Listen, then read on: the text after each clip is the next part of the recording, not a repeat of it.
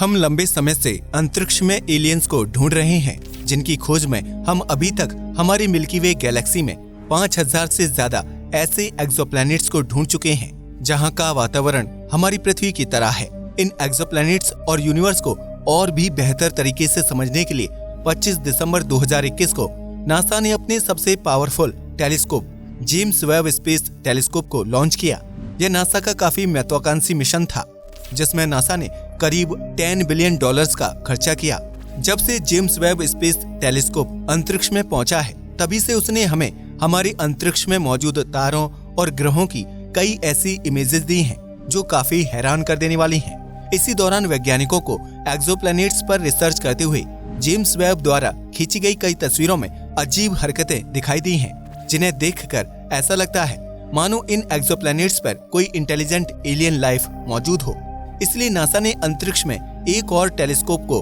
भेजने का फैसला किया है, जिसका नाम लुवोर टेलीस्कोप है, जिसे पहले तो 2040 में भेजा जाना था, लेकिन अब इसके लॉन्च की डेट को 2030 तक किए जाने की बात चल रही है। LUVOIR telescope James Webb space telescope से भी बेहतर तरीके से इन एक्सोप्लैनेट्स पर रिसर्च कर पाएगा, जिसकी मदद से हम ये जान सकते हैं कि क्या सच में जिन ग्रहों पर जेम्स वेब टेलीस्कोप ने अनयूजुअल एक्टिविटीज देखी, क्या वहां पर कोई एलियन जीवन मौजूद है। चलिए पहले समझते हैं कि आखिर जेम्स वेब टेलीस्कोप ने ऐसा क्या देखा कि वैज्ञानिकों को इन एक्सोप्लैनेट्स पर डिटेल रिसर्च करने के लिए एक नए टेलीस्कोप को लॉन्च करने की जरूरत पड़ गई। जब जेम्स वेब टेलीस्कोप को लॉन्च किया गया था, तो इसके बाद से ही इसकी मदद से कई एक्सोप्लैनेट्स पर रिसर्च की जा रही थी। साथ ही हमने इसकी मदद से कई एक्सोप्लैनेट्स को भी खोजा, लेकिन इस दौरान रिसर्च में वैज्ञानिकों को हमारी मिल्की वे गैलेक्सी में कई ऐसे ग्रह दिखाई दिए जहां पर अनयूजुअल एक्टिविटीज देखी गई, और कई इमेजेस को देखकर ऐसा लग रहा था मानो इन एक्सोप्लैनेट्स के चारों ओर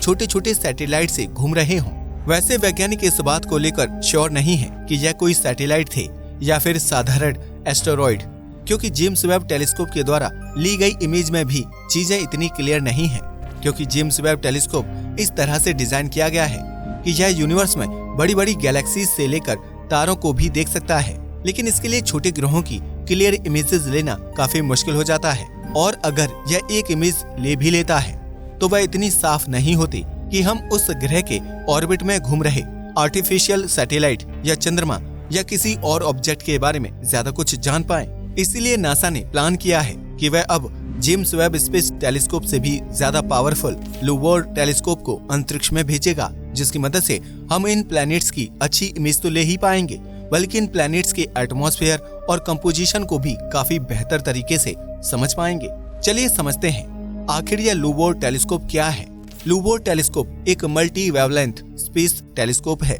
जिसका पूरा नाम large ultraviolet optical infrared surveyor है, जिसे 2030 में स्पेसएक्स के स्टारशिप से लॉन्च किए जाने की तैयारी की जा रही है। यह काफी एडवांस टेक्नोलॉजी डिवाइस से लैस होगा, जिसके कारण इसमें होने वाला खर्च भी काफी ज्यादा होगा। कुछ रिपोर्ट की माने तो इसमें होने वाला खर्च करीब 20 से 24 बिलियन डॉलर्स हो सकता है। यह टेलीस्कोप इसलिए भी खास है क्योंकि इसमें प्रयोग किए जाने वाला primary mirror James Webb telescope के प्राइमरी मिरर से करीब 2 गुना ज्यादा बड़ा होगा। वैज्ञानिकों ने इसमें कई ऐसे डिवाइसेस को लगाए जाने की तैयारी की है, जिसकी मदद से भविष्य में हम इन एक्सोप्लैनेट्स पर रिसर्च के साथ साथ इन प्लैनेट्स के एटमॉस्फेयर, मैग्नेटिक फील्ड और यहाँ तक कि सरफेस के बारे में भी काफी कुछ जान सकते हैं। यही कारण है कि वैज्ञानिकों को इससे इतनी ज्यादा उम्मीद है, और उन्हें लगता है कि इस मिशन के जरिए हम शायद भविष्य में ऐसे ग्रहों की खोज कर लें जहां पर एलियंस मौजूद हों, चाहे वह हम जितने इंटेलिजेंट और एडवांस ना हो,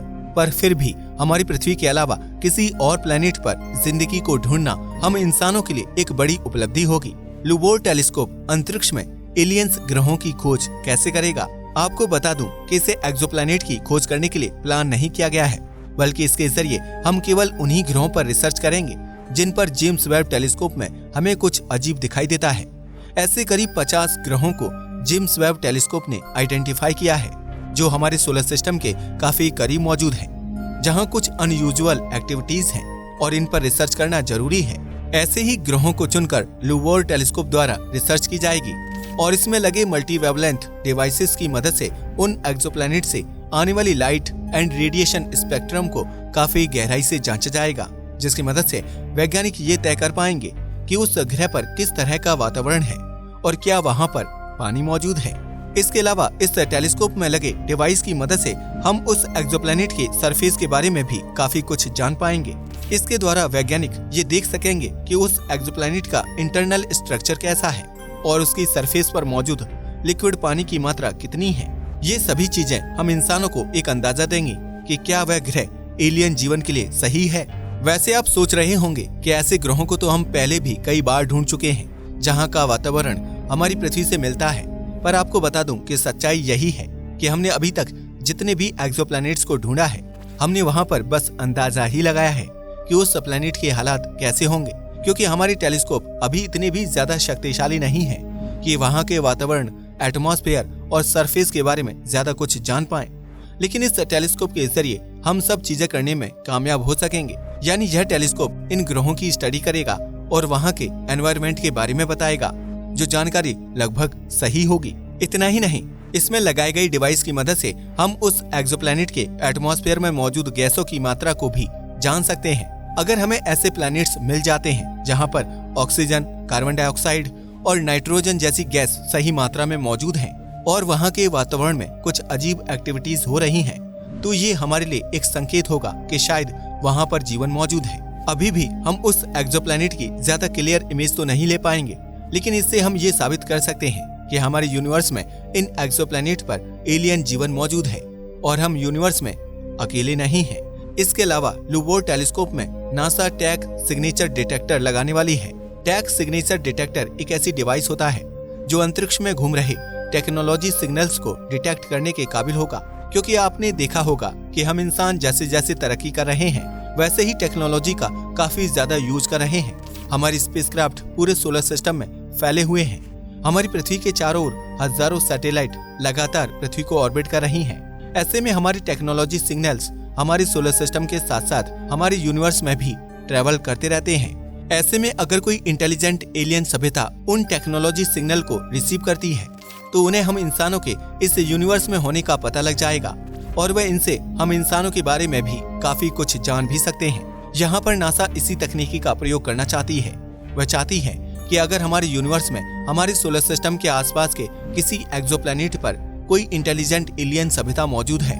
तो वो भी अपने स्टार सिस्टम में और अपने एक्सोप्लैनेट के चारों ओर कई टेक्नोलॉजी डिवाइसेस का प्रयोग करती होगी, जिनसे कई टैग सिग्नेचर निकलते होंगे जो शायद हमारे सोलर सिस्टम तक भी ट्रेवल करके आते होंगे। अभी हम इन सिग्नल्स को रिसीव नहीं कर पाते, पर इस लुबोर टेलीस्कोप में इस तरह के डिवाइसेस को लगाया जाएगा कि हम भविष्य में इस तरह के किसी भी सिग्नल को रिसीव कर पाएंगे और सिर्फ रिसीव ही नहीं बल्कि उन्हें ट्रैक करके उस एक्सोप्लैनेट तक की लोकेशन का भी पता लगा पाएंगे जहां से यह आया है। साथ ही इन सिग्नल्स को समझकर उस एलियन सिविलाइजेशन तक कांटेक्ट भी कर पाएंगे, जिसके जरिए हम उनसे कांटेक्ट करके उनके बारे में काफी कुछ जान सकते हैं। वैसे ये बहुत ही बाद की बातें हैं और यह तभी पॉसिबल हो सकता है जब हमारे सोलर सिस्टम के पास के किसी एक्सोप्लैनेट पर इंटेलिजेंट एलियन जीवन मौजूद हो। नासा को आखिर लुबोर टेलीस्कोप की जरूरत क्यों है? वैसे आपने देखा होगा कि हम अंतरिक्ष में लगातार टेलीस्कोप तो भेज रहे हैं, लेकिन उनमें हमारा सबसे बड़ा मकसद होता है हमारी पृथ्वी से दूर मौजूद गैलेक्सीज, स्टार्स और प्लैनेट्स की इमेजेस लेना। इसके लिए हम कई बार ऐसे सेंसर्स का भी प्रयोग करते हैं जो अलग अलग वेवलेंथ में गैलेक्सीज, प्लैनेट्स और स्टार्स की इमेजेस को लेते हैं। लेकिन अभी तक यूनिवर्स में भेजा गया हमारा कोई भी टेलीस्कोप इतना काबिल नहीं था कि वह एक्सोप्लैनेट्स पर रिसर्च कर सके और उनके एटमॉस्फेयर और कंपोजिशन के बारे में अच्छे से जानकर वहां पर जिंदगी के मौजूद होने के सबूतों को ढूंढ सके। हमने अभी तक जितने भी टेलीस्कोप को अंतरिक्ष में भेजा है उन सभी में एक्सोप्लैनेट्स को खोजने की क्षमता तो है,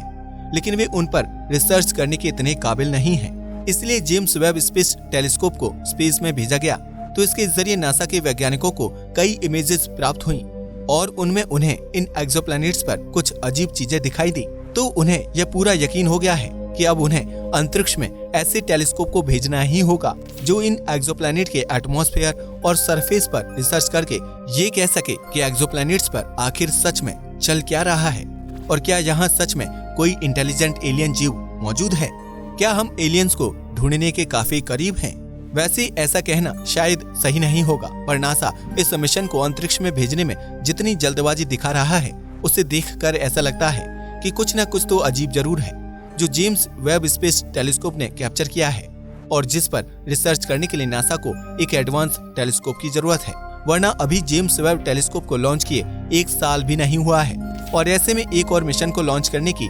अनाउंसमेंट करना काफी जल्दी हो जाता है और इसे केवल 10 साल के अंदर अंतरिक्ष में भेजने की तैयारी की जा रही है, जिसके अंदर कई ऐसे सेंसर्स और डिवाइस को लगाए जाने की बात की जा रही है जिसके जरिए हम भविष्य में किसी दूर के ग्रह से कम्युनिकेट भी कर सकते हैं। इस तरह की टेक्नोलॉजी अभी तक किसी और टेलीस्कोप में नहीं प्रयोग की गई है। अगर नासा टैग सिग्नेचर डिटेक्टर जैसे उपकरण को इस मिशन में प्रयोग करने वाला है तो यह एक शक पैदा करता है कि आखिर नासा को इस तरह के डिवाइस की जरूरत क्यों है। क्या सच में नासा को इस तरह के सबूत मिल गए हैं कि हमारे यूनिवर्स में कहीं दूर किसी ग्रह पर एलियन जीवन मौजूद है और नासा इस टेलीस्कोप के जरिए उस एक्सोप्लैनेट पर मौजूद एलियन से कांटेक्ट करना चाहता है। वैसे आपको इसके बारे में क्या लगता है, हमें कमेंट करके जरूर बताइएगा। आज के लिए बस इतना ही। वीडियो पसंद आया हो तो इसे लाइक और शेयर करें, साथ ही चैनल को भी सब्सक्राइब करें। जय हिंद दोस्तों।